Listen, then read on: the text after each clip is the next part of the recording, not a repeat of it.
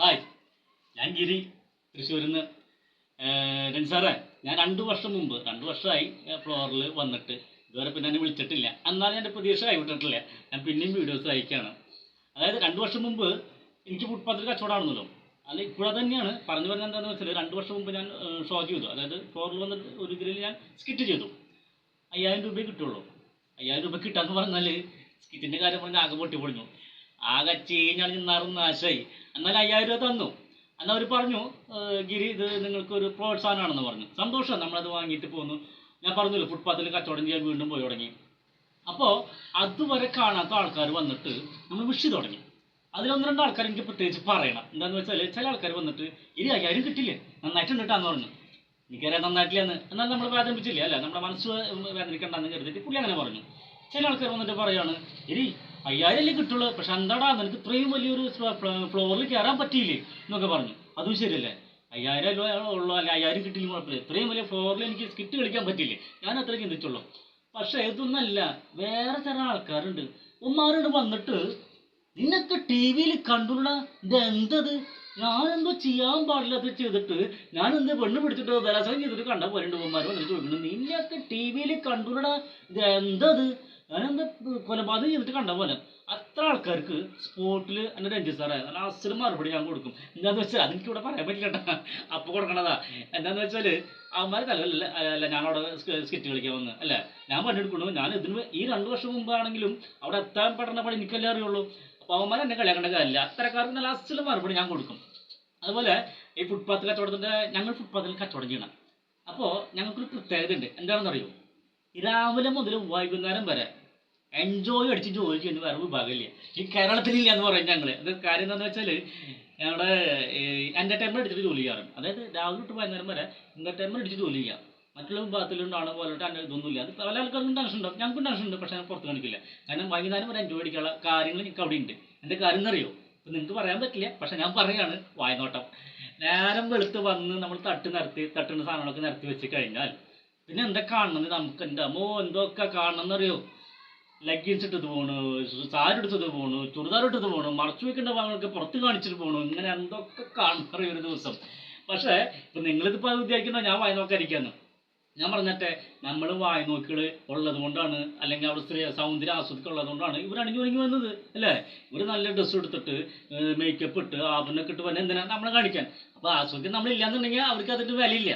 നമ്മൾ കാണിക്കാൻ തന്നെ അവർ വരുന്നത്. ഇനിയിപ്പോൾ ഈ സ്ത്രീകളുടെ നല്ല സൗന്ദര്യം ആസ്വദിക്കാനേ പാടില്ല, അപ്പുറത്തേക്ക് പോകാൻ പാടില്ല, വേറൊന്നും പോകാൻ പാടില്ല. അപ്പോൾ നല്ല സ്ത്രീകൾ നല്ല ഡ്രസ്സ് എടുത്തിട്ട് നല്ല പൗഡർ ഇട്ട് നല്ല മേക്കപ്പ് ഇട്ട് നല്ല അവനൊക്കെ ഇട്ട് വരുന്ന സൗന്ദര്യം ആസ്വദിക്കലാണ് വായ്നോട്ടമെങ്കിൽ ഈ കേരളത്തിലെ ഏറ്റവും വലിയ വായി നോക്കി ഞാനാ. അതാണ് ഞാൻ പറഞ്ഞത്, ഇതൊക്കെ ഒരു രസം. അതുപോലെ ഇതൊക്കെ മലയാളികൾ ഓരോ പ്രത്യേകതകൾ പറഞ്ഞു വരാനുണ്ട്. ഞാൻ അടുത്തത് പറയാനുള്ള മലയാളി പ്രത്യേകതയാണ്. അതായത് മലയാളികളെ ഏറ്റവും വലിയ പ്രത്യേകത എന്ന് പറഞ്ഞാൽ വന്ന വഴി മറക്കൂല, അല്ലേ? വന്ന വഴി മറക്കാൻ പാടില്ല. ഞാൻ പറയാൻ കാരണം എന്ന് വെച്ചാൽ, ഇപ്പോൾ നമ്മുടെ ആൾക്കാർ വലിയ വീട് പണിയും, നമുക്ക് ലക്ഷങ്ങളും കൂടുതൽ ചിലവായിട്ട് വീട് പണിയുണ്ട്. അപ്പോൾ അതിൽ നമ്മൾ ടോയ്ലറ്റ് എടുക്കാം. അവിടെ യൂറോപ്യൻ ക്ലോസറ്റ് ഇട്ടു, പിന്നെ നല്ല ഫെസിലിറ്റും, ചില ഇറ്റാലിയൻ മാർബിൾ ഇട്ടു, പിന്നെ നമ്മൾ ചില വീടുകളിൽ ഇപ്പോൾ ടി വി വരെ ഉണ്ട്, അല്ലേ? അവർക്ക് കാര്യം സാധിക്കുമ്പോൾ ടി വി ഉണ്ട്, സന്തോഷത്തോടെ പാട്ട് കണ്ടിട്ടൊക്കെ കാര്യം സാധിക്കാൻ അത്രയും ഫെസിലിറ്റി നമ്മുടെ വീടുകളുണ്ടെങ്കിലും ചില കുടുംബനാഥന്മാർക്ക് രാത്രി ഭക്ഷണം കഴിഞ്ഞാൽ പുറത്തേക്ക് ഇറങ്ങുക, ഒരു സിഗരറ്റ് വലിക്കുക, അയൽപ്പക്കത്തെ വീടിൻ്റെ മരയ്ക്ക് പോയിട്ട് മുണ്ടും പോയിട്ട് മൂത്രം ഒഴിക്കുക. ഇതിപ്പോൾ ഒരു ആചാരം നടന്നു വരുന്നുണ്ട്. ഞാൻ നോണ പറയില്ല. ഇത് നിങ്ങൾക്ക് വേണമെങ്കിൽ സത്യമാണ് തെളിയണമെന്നുണ്ടെങ്കിൽ ഇന്ന് രാത്രി നിങ്ങൾ ഊണ് കഴിഞ്ഞാൽ നിങ്ങൾ ലൈറ്റൊക്കെ കെടുത്താം, എന്നിട്ട് നിങ്ങളുടെ വീടിൻ്റെ വാതിലല്ല ജനാലൊന്ന് പതുക്കെ തുറന്നു നോക്കുക. അപ്പം കാണാം അപ്പുറത്തെ വീട്ടിൽ ചാട്ടാൻ പുറത്തേക്ക് ഇറങ്ങി വന്നതും ഒരു സിഗരറ്റ് കത്തിക്കുന്നതും ഓടി വന്ന് നിങ്ങളുടെ അതൊക്കെ വന്നിട്ട് മുണ്ടും പോയി മൂത്രത്തിൽ ഓടി പോകണം. ഞാനൊന്നും അറിഞ്ഞില്ല, രാമനാരാണ് നമ്മൾ തിരിച്ചു ഓടി പോകണ്ടാവും. ഇതിപ്പോൾ നിങ്ങൾ ഷോയ്ക്ക് വേണ്ടി പറയുന്നത് കരുതും. അല്ല, ഈ വീഡിയോ കണ്ട ആരെങ്കിലും ഇന്ന് രാത്രി ഞാനെല്ലാം തുറന്നു നോക്കും. കാരണം ഈ ചെക്കൻ പറഞ്ഞത് ശരിയാണോ എന്നറിയാൻ വേണ്ടിയിട്ട്.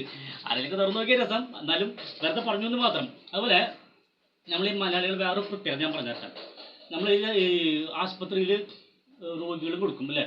രോഗികൾ കൊടുക്കുമ്പോൾ ഇപ്പോൾ നമ്മുടെ അമേരിക്കൻ കൺട്രി, യൂറോപ്യൻ കൺട്രിയൊക്കെ ആണെന്നുണ്ടെങ്കിൽ ഇപ്പോൾ ആ രോഗിനെ കാണാൻ നമ്മുടെ ആൾക്കാർ പോകാറുണ്ട്. നമ്മുടെ നാട്ടിലും പോകാറുണ്ട്, പുറത്തും പോകാറുണ്ട്.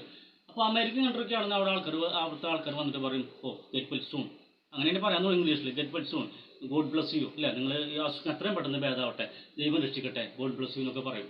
ഇപ്പോൾ അമേരിക്കൻ കൺട്രിയൊക്കെ ആണെന്നുണ്ടെങ്കിൽ പറയും, പടത്തോൻ രക്ഷിക്കട്ടെ, നിങ്ങളുടെ അവരുടെ ഭാഷയിൽ, അല്ലെ, അൽഹംദുലില്ലാഹ്, പഠിത്തം രക്ഷിച്ചിട്ട് അവരുടെ ഭാഷയിൽ പറയും. നേരെ മറിച്ച് നമ്മുടെ ഇന്ത്യയിൽ നമ്മുടെ കേരളത്തിൽ വന്നു കഴിഞ്ഞാൽ ഒരു രോഗി ആശുപത്രിയിൽ കിടക്കണമെന്ന് കരുതും, അപ്പുറത്തെ വീട്ടിൽ നമ്മുടെ ബന്ധുക്കൾ ആരും കാണാൻ പോയി കഴിഞ്ഞാൽ അവരെന്താ പറയാന്ന് അറിയും? കണ്ടു വഴിക്ക് ഇതേ അസുഖം വന്നിട്ട് തന്നെ നാത്തൂൻ്റെ മൂളം മരിച്ച ഒരു രോഗിയോട് പറഞ്ഞ വർത്തമാനം നേരിട്ട് അയാൾ കേൾക്കണ വ്യക്തി അപ്പനപ്പുണ്ടാവും. അവിടെ ഗെറ്റ് പഠിച്ചൊന്നും ഇല്ല, വോട്ട് പഠിച്ചും ഇല്ല, പഠിത്തം രക്ഷൊന്നുമില്ല. ഇതേ അസുഖം വന്ന ആള് എൻ്റെ കൂടെ ചായ കുടിച്ചിരിക്കുമ്പോൾ 5 മിനിറ്റ് കത്തു. ഇത് കേട്ട രോഗി ഇയാളോട് ചായ കുടിച്ചിരിക്കാവും, ആ വ്യക്തി അപ്പം മരിച്ചിട്ടുണ്ടാവും. മലയാളികൾ പറഞ്ഞു കൊല്ലാൻ ഇതുപോലെ മലയാളികൾ വേറെ ആരുമില്ല. അതായത് അവിടെ പഠിച്ചോനും ഇല്ല, ദൈവം രക്ഷിക്കിട്ടേ ഒന്നുമില്ല. ചായ കുടിച്ചിരിക്കുമ്പോൾ അയാൾ 5 മിനിറ്റ് മുമ്പ് മരിച്ചിട്ടില്ല, രോഗിയോട് പറഞ്ഞ വർത്താന. ഇതുപോലെ പറഞ്ഞു കൊല്ലാൻ പറ്റിയ മലയാളികൾ വേറെ ഇല്ല. ഞാനും മലയാളിയാണ്, പക്ഷെ ആരും പറഞ്ഞു കൊല്ലില്ല. എല്ലാവരും ഇവിടെ നിർത്താണ്. സാറേ വിളിച്ചാൽ സന്തോഷം. Thank you.